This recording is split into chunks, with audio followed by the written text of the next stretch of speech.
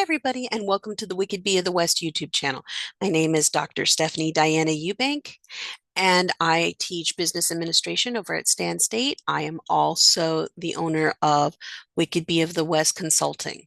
Now, I want to talk about an article that I read recently, of all places, in Yahoo News.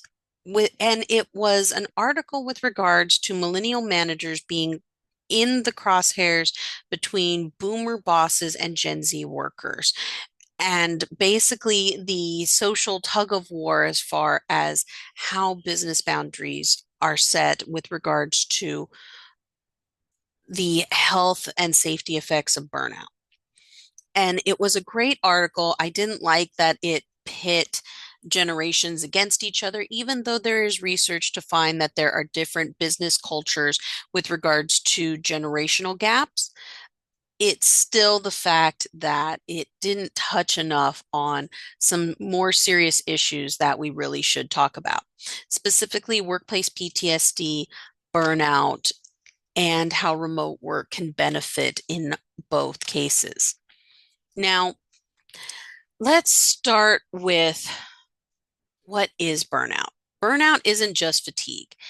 It is a health and safety risk. The American Psychological Association warns that chronic workplace stress can lead to emotional exhaustion, detachment, and can even contribute to health concerns like heart disease and diabetes. And when burnout spreads, productivity drops and safety in the workplace suffers. And let's get something straight. Sociologically, the workplace and the workforce has been studied for over 100 years, and we have found our workforce to be like that of an organism. Think of it as a collection of people that are intercommunicating and symbiotic with each other. So, the way that we interact with each other, whether we're in person or remote, tends to help either lift or bring down the morale and can hurt your overall safety in the workplace, productivity, and communication.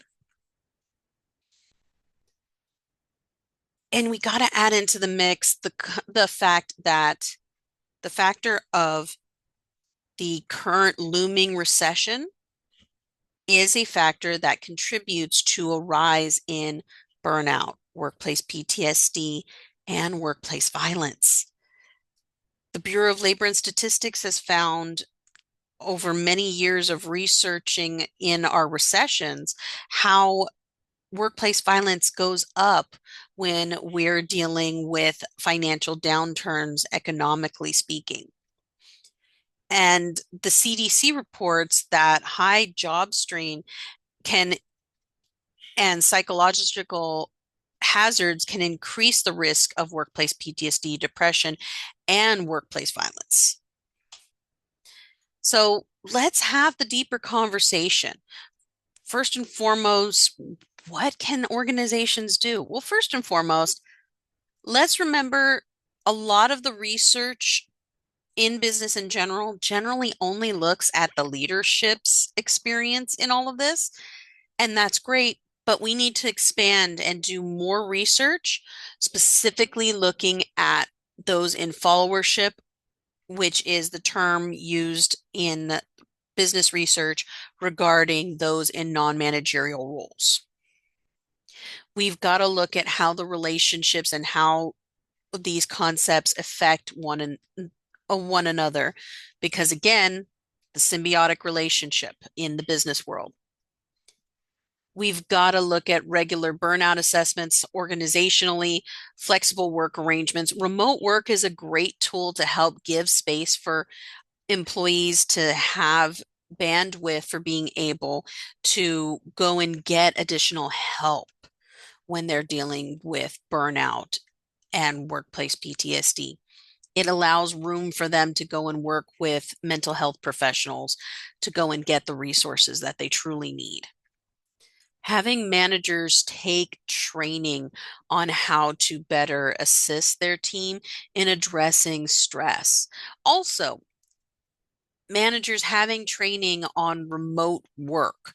Many managers do not have any training with regards to how to manage a remote team and keep trying to train their team to work as if remote work is a translation of the office, which it's not. It's a whole nother ball of wax. And as such, cannot be managed the same way. Also, having more mentorship and career development. This begs into the Kaizen business philosophy of making sure that everybody from the bottom up feels like they're contributing to the organization in a positive way and that the company is investing in them. This helps address some of the underlying factors that we see with regards to those who are dealing with burnout and workplace PTSD. Also, more advocacy with regards to teaching at the college level and in the business realm how to deal with workplace violence. Because let's face it, oftentimes companies just put that as HR will figure it out and HR will get a hold of specialists to train them. But let's be brutally honest, nobody's training HR how to deal with that. Which again, being a business consultant, you can like and subscribe and reach me for further information on how your company can address some of these growing concerns. That's all I have for you today. And remember, remote work, it's here to stay.